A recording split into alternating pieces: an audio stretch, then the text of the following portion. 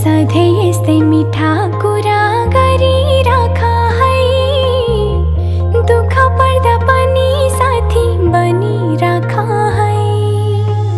सधैँ मेरा मनका बह सुनिराख है, दुःख पर्दा पनि साथी बनिराख है। मैले खुसी भेटाउन सकिन भने भेटाइदेऊ, मैले माया देखाउन जानिन भने सिकाइदेऊ।